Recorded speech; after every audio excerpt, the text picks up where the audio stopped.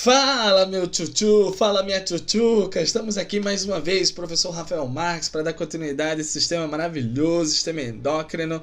Dessa vez a gente está aqui para começar a falar um pouco mais sobre as glândulas, né? Agora a gente vai pegar glândula por glândula individualmente e vamos comentar sobre os principais hormônios produzidos por ele. Lógico, conversando também sobre os principais efeitos dessas moléculas sobre o nosso organismo, tá? Então vamos embora. Bom, começando a brincadeira aqui, ó, falando sobre a nossa tal da glândula pituitária, também conhecida como hipófise, tá? Glândula pituitária, moçada, ou hipófise, ela fica localizada numa região conhecida como célula túrcica do osso esfenóide. Nossa, Rafa, eu já vou chorar agora. 30 segundos de vídeo e você já tá falando palavrão. Calma, tchutchuco, calma. Olha só que gostoso. Aqui eu tenho uma imagem do nosso querido encéfalo. Deixa eu chegar mais perto aqui. Olha só que gostoso. Aqui eu tenho a calota craniana e tenho, moçada, os principais órgãos internos. Bem aqui, tchutchuquinhos, existe lá o que a gente vai chamar de glândula hipofisária, né? A nossa querida hipófise. E esse ossinho que você está vendo aqui é o osso, inclusive, que separa aqui, ó, a cavidade nasal da cavidade encefálica. Então, esse osso é chamado de osso esfenóide. E existe uma depressão nesse ossinho aqui, ó, conhecido como célula túrcica. E é bem aqui onde a nossa querida glândula está localizada, tá? Se a gente quiser ter uma imagem mais nítida do que seria a glândula hipofisária, aqui eu tenho, uma moçada, a hipófise. Logo em cima dela eu tenho o hipotálamo, né? Quer ver aqui na imagem anterior? Eu posso te mostrar também. Aqui eu tenho hipófise e bem aqui em cima o hipotálamo. Então, essa imagem aqui ela está um pouco mais nítida, né? Hipotálamo, hipófise bem aqui embaixo. Isso aqui vai ser o nosso grande objeto de estudo, né? E aí, olha só, essa é considerada, moçada, a glândula mais importante do corpo humano, do organismo humano. Ela é, inclusive, conhecida como glândula mestra. Olha só que legal. Isso por quê, gente? Porque ela controla o funcionamento de praticamente todas as outras glândulas do nosso corpinho. Então, ela é uma glândula extremamente complexa. A gente vai conversar sobre os hormônios que ela produz, mas é sempre muito complicado porque a hipófise produz um hormônio que atua numa glândula que secreta outra glândula. Então, é mó discussão que a gente vai fazer aqui durante essa sequência de aulas, tá? Então, ela vai ser dividida em 3 porções, tá? A primeira porção é essa aqui, ó, conhecida como lóbulo anterior, mais conhecida academicamente como adenohipófise, né? Então, adenohipófise. Depois eu tenho a hipófise intermediária, que fica aqui entre as duas. E por último, a neurohipófise, né? Dessas 3, tchutchucos, a gente vai começar conversando sobre esse aqui, ó, sobre o lobo anterior, também conhecido como adenohipófise. Em relação à nossa querida adenohipófise, a gente vai comentar que ela está relacionada com a síntese de hormônios tróficos. Olha só, gente, muito cuidado. Sempre que a gente estiver falando de hormônio trófico, a gente está falando de um hormônio que está relacionado com a estimulação da atividade de outras glândulas, né? Então, se eu falar assim, não, porque o hormônio é folículo estimulante, né? Eu estou querendo dizer que ele é um hormônio que estimula um determinado grupo de células que vai ser chamado de células foliculares. No futuro a gente vai conversar melhor, tá? Então, a liberação desses hormônios da adenohipófise é sempre controlada por aquilo que nós chamaremos de fatores de liberação hipotalâmicos, que nada mais são do que hormônios produzidos pelo hipotálamo que atua na adenohipófise. Aí você pergunta assim, Rafa, se é um hormônio hipotalâmico, quer dizer que ele chega na adenohipófise por meio de um vaso sanguíneo, é isso? É isso. E esse vaso sanguíneo, ele vai ser chamado de veia porta hipofisária. O que é uma veia porta, gente? Uma veia porta é um vaso sanguíneo que comunica 2 órgãos que não o coração. Então, se existe uma veia que comunica o hipotálamo e a adenohipófise, ela é chamada de veia porta. E mais especificamente, neste caso, veia porta hipofisária, tá? Inclusive, esse eixo aqui de comunicação entre o hipotálamo e a hipófise, ele vai ser chamado de eixo hipotalâmico hipofisário, que é uma coisa muito complexa. A gente não vai se estender muito nessa comunicação entre hipotálamo e adenohipófise. De vez em quando a gente vai comentar alguma coisa, mas eu deixo aí para vocês se divertirem um pouco mais sobre isso quando vocês estiverem na graduação, tá, moçada? Então vamos seguir viagem, porque agora a gente vai conversar sobre os hormônios adeno-hipofisários, né? Nada mais justo, são 6 hormônios adeno-hipofisários. O primeiro deles é o nosso querido hormônio do crescimento, também conhecido como GH. Olha só, gente, essas siglas, elas são muito traiçoeiras, porque a sigla ela vem do inglês e às vezes ela não tem nada a ver com o nome em português. Então, GH significa Growth Hormone, que é o hormônio do crescimento, fazendo aí a nossa querida tradução. Então, o que esse hormônio faz da vida? Bom, ele é um hormônio que é produzido na adenohipófise, claro, né, e atua no fígado, induzindo, né, uma mudança de comportamento das células hepáticas, e essa mudança de comportamento resulta na produção daquilo que nós chamaremos de fatores de crescimento e somatostatinas. Lembra aquilo que eu falei, que os hormônios da adenohipófise eram hormônios tróficos? Que eles atuam sobre glândulas e estimulam a secreção de outros hormônios? Então é isso que a gente está vendo no GH. O GH chega no fígado e manda ele produzir outros hormônios. Se você me perguntasse, Rafa, o hormônio do crescimento, ele induz o crescimento do corpício? Eu diria, indiretamente. Porque ele atua no fígado e é o fígado quem vai secretar o tal dos fatores de crescimento. Aí são esses fatores de crescimento que irão, de fato, promover o crescimento do corpinho. Então, só para a gente conseguir entender melhor essa brincadeira toda, aqui eu tenho a adenohipófise, aqui eu tenho lá hipotálamo. Hipotálamo secretou um fator de liberação de GH. Esse fator é chamado de GHRH, quer dizer, é Growth Hormone Release Hormone. Oh, meu Deus do céu. Traduz, Rafa, para mim, é o fator de liberação do hormônio de crescimento, né? Que vai ser considerado um hormônio. É um hormônio de liberação do hormônio de crescimento, que vai sair daqui do hipotálamo pela veia porta até chegar na adenohipófise. Chegou na adenohipófise, o que ele vai fazer? Ele vai estimular a liberação do GH. Então o GH vai ser liberado. Aqui as células, né, produtoras do GH. Então o GH vai ser liberado. O GH, portanto, cai na corrente sanguínea e chega aonde? Rafa, chega lá no fígado. Tá aqui o fígado, a moçada, liver.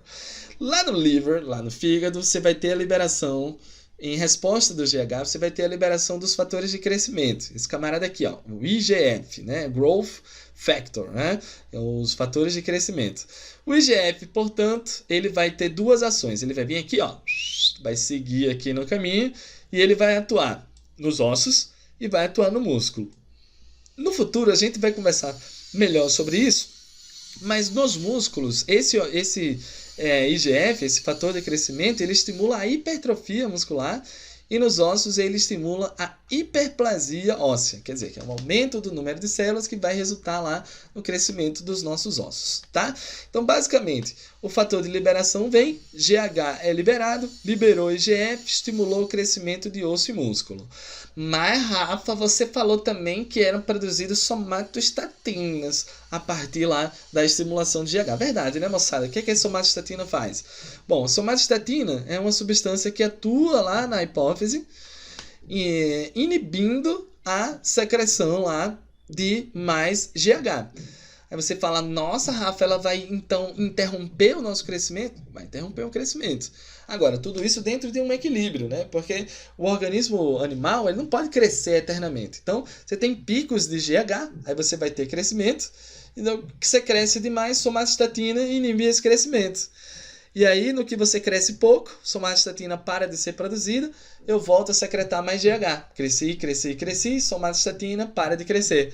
E aí você vem GH de novo, cresce, somatostatina inibe. Então é tudo uma questão de homeostase, é tudo uma questão de equilíbrio, que vai ser o nosso carro-chefe aqui nas aulas de fisiologia, tá bom, moçada? Então, você tem alguns distúrbios no funcionamento desses hormônios. Por exemplo, quando você não produz GH, você desenvolve lá uma síndrome chamada de nanismo. O indivíduo não cresce como deveria em decorrência da ausência lá do hormônio GH. Esse tipo de nanismo vai ser chamado de nanismo hipofisário. Por algum motivo, a hipófise não está secretando o GH. E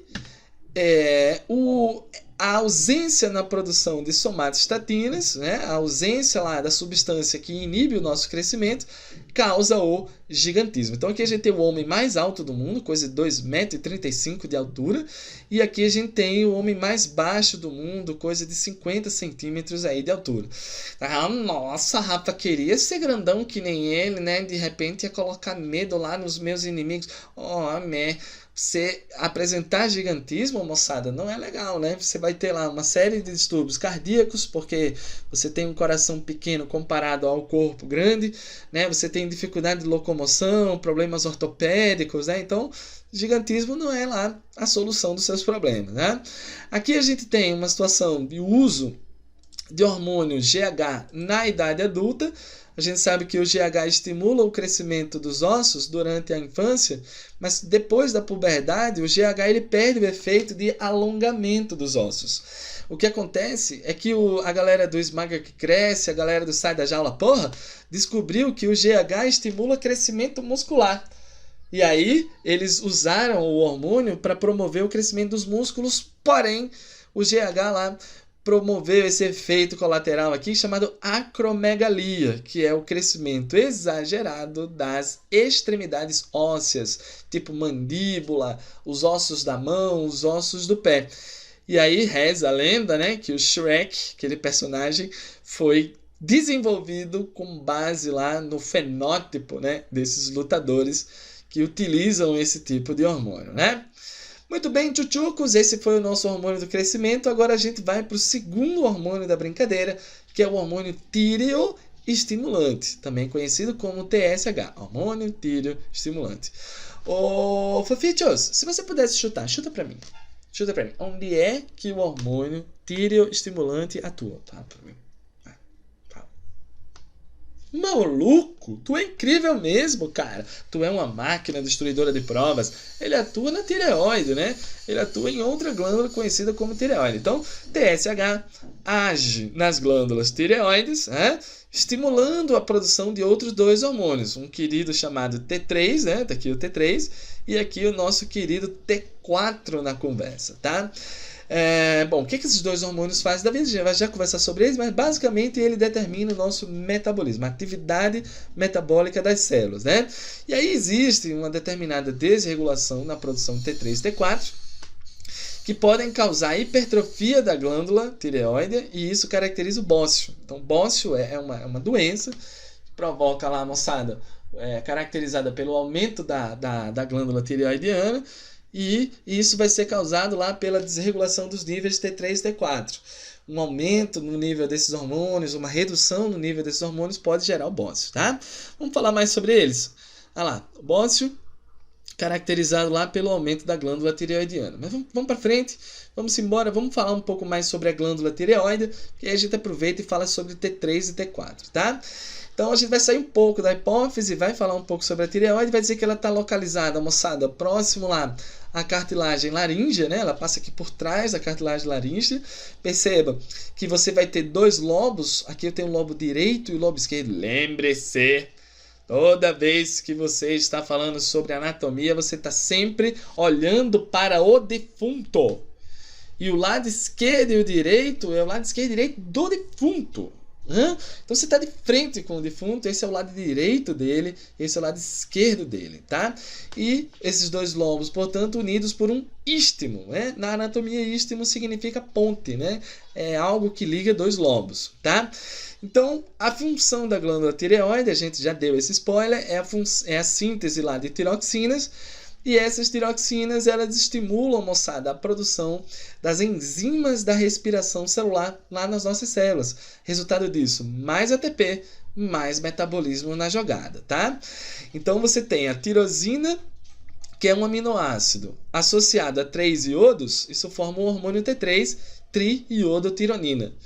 Tirosina, mesmo aminoácido, mais 4 iodos, você tem então o T4, conhecido como tetraiodotironina, tá? Por isso que iodo é importante para a formação desses hormônios. Já a gente vai conversar melhor sobre isso. Bom, existem algumas disfunções relacionadas e uma delas é conhecida como hipertireoidismo. O hipertireoidismo é uma doença. Ele está acima do que é considerado normal para o nosso corpício. Então, no hipertireoidismo, ele causa, né, aumento lá dos níveis de tiroxina. Quer dizer, os hormônios T3 e T4 agora vão ser produzidos em níveis muito mais altos do que deveria. E isso tudo, moçada, pode ser consequência lá do aumento da atividade da glândula. Geralmente por questões de tumores, né? Os tumores malignos que aumentam lá o crescimento da atividade da glândula, acaba lá promovendo, nem necessariamente malignos, mas tumores benignos ou malignos podem acabar provocando esse aumento do número de células, portanto, o aumento da produção desses hormônios, tá? Como sintomas do excesso de T3 e T4, portanto, sintomas do hipertireoidismo, você vai ter agitação, insônia, polifagia, o indivíduo come muito, né? Muita fome, mas apresenta perda de peso. A galera fica, nossa, Rafa, tá comendo muito e mesmo assim perdendo peso? Você vê como é uma doença, né, moçada? Então, a perda de peso ela vai ser causada pelo excesso do consumo energético lá que o T3 e o T4 está provocando, tá? O excesso de T3 e T4 está provocando. Tem o taquipneia, que é o aumento da frequência respiratória, taquicardia, que é o aumento da frequência cardíaca, hipertensão, exoftalmia, os olhos às vezes ficam saltados para fora da órbita, e você pode desenvolver lá bócio, né? Que nesse caso é chamado de bócio exoftálmico, justamente por causa deste sintoma, né? Tudo isso, no fim das contas, o bócio caracteriza, portanto, o inchaço da tireoide provocado provavelmente por tumores, tá? Agora, o contrário do hipertireoidismo é o hipotireoidismo. O hipotireoidismo já é o contrário. O hipotireoidismo, ele vai lá, moçada, está relacionado com a diminuição dos níveis de tiroxina, né? Enquanto o hiper é o aumento dos níveis T3 e T4, hipotireoidismo, redução dos níveis desse hormônio. Então, a causa mais frequente do hipotireoidismo hoje em dia é a tireoidite de Hashimoto.